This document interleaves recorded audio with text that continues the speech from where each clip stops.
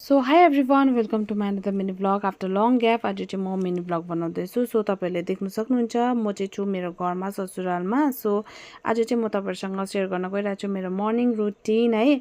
अन्त तपाईँहरूले पनि सोच्नु हुँदैन मैले चाहिँ 2 मन्थ जस्तो भइसक्यो है मैले ब्लगहरू अपलोड गरेको थिइनँ। सो के रिजनले गर्दाखेरि चाहिँ ब्लग अपलोड गरेको थिइनँ। सो आज चाहिँ मलाई चाहिँ मिनी ब्लग बनाउनु मन पऱ्यो नि त। अन्त त्यही कारणले चाहिँ म तपाईँहरूलाई पनि सेयर गर्दैछु मेरो मर्निङ रुटिन।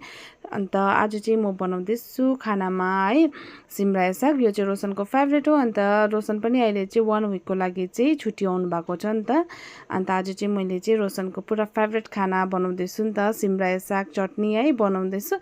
अन्त यहाँ चाहिँ बाबा छोरी चाहिँ यहाँ मिली काम गर्दैछ है। छोरी पनि बाबालाई चाहिँ एकछिन छोड्दैन नि त।